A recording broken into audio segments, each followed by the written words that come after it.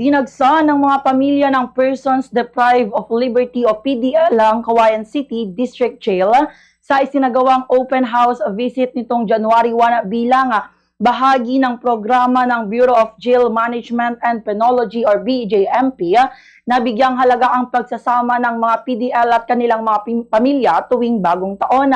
Sa panayam ng Bombo Radyo Cauayan kay Jail Senior Inspector Susan Encarnacion, Acting District Jail Warden ng Cauayan City District Jail, halos magkapareho ang dami ng mga dumalaw noong Pasko at Bagong Taon. Karaniwan ay mula 1:00 hanggang 4:00 lamang ng hapon ang oras ng dalaw tuwing weekdays. Subalit humiling ang kanilang tanggapan ng pahintulot na mas mataas na pamunuan sa pamamagitan ng Regional Office upang payagang gawing maghapon ang visiting hours. Layunin ng hakbang na ito na mabigyan ang mga PDL ng mas mahabang oras na makapiling ang kanilang mga pamilya at maramdaman ang diwa ng Pasko at Bagong Taon sa kabila ng kanilang kalagayan. Upang matiyak ang kaayusan at seguridad, ipinatupad ang alternate visiting system kung saan hindi sabay-sabay na pinapapasok ang mga bisita. Tiga 15 minutes bawat batch ang dalaw at isang pamilya lamang ang pinapayagang pumasok sa loob para sa bawat PDL.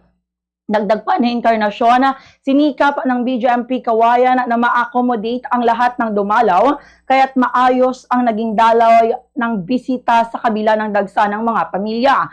Samantala, patuloy din ang suporta ng pamahalang lungsod ng Cauayan sa mga PDL kung saan halos taon-taon ay namamahagi ito ng libreng food packs bilang bahagi ng kanilang programa tuwing holiday season. Nagpaabot din ng pasasalamat ang BJMP Cauayan sa mga individual, organisasyon at grupo na nagbigay ng tulong at donasyon tulad ng mga damit, hygiene kits at iba pang pangunahing pangangailangan ng mga PDL. Ganito ang bahagi ng pagpapahayag ni Jail Senior Inspector Susan T. Encarnacion.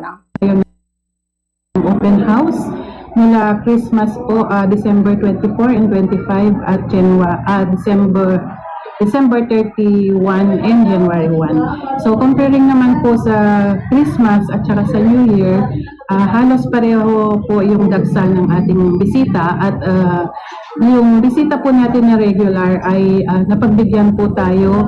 Usually pag weekdays po kasi hapon lang po, 1:00 hanggang 4:00 lang po yung oras ng dalaw